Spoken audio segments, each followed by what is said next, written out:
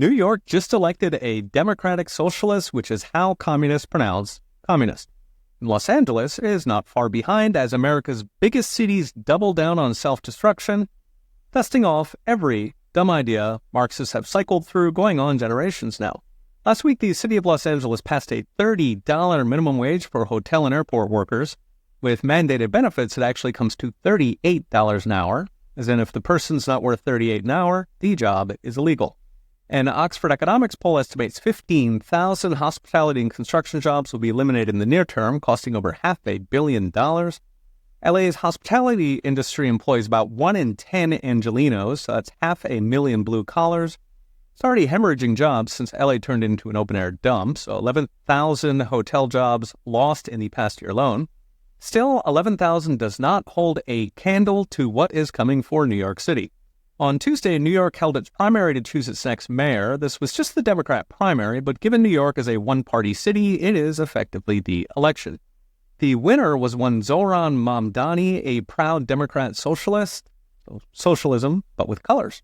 Mamdani defeated establishment fixture Andrew Cuomo, a former New York governor famous for killing thousands of elderly during COVID, and sexually assaulting his staff, not necessarily in that order. Mamdani's platform would make a Berkeley sociology professor blush.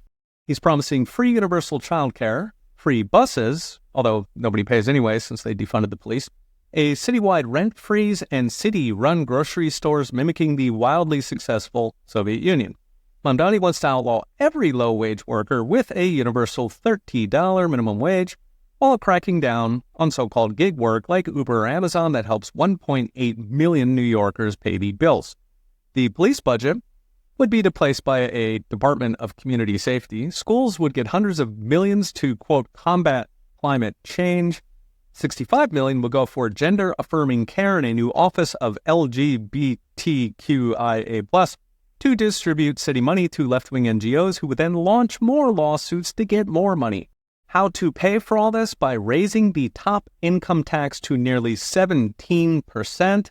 That's 11 state and 6 city. Of course, this will chase New York's surviving rich people to Miami and Dallas, where they pay zero tax, which will further defund the police.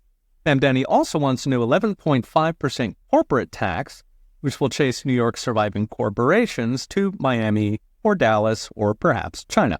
Sadly, we know how this ends because it's happened in dozens of American cities from Baltimore to Detroit to St. Louis. A doom loop of collapsing tax revenue, left-wing NGOs and teachers' union growing like a cancer to gobble up what's left, all while the middle class flees in droves, driven out by collapsing city services and rabid taxes. The doom loop ends in a ghost town of burned-out buildings where families once played in the streets. So it's X brought to you by Unchained.com. Since Trump's election, Democrats have been trying to convince Americans they are not crazy. The New York election was a high-profile litmus test, a battle between the party establishment and the radicals who would destroy the country. The lunatics won.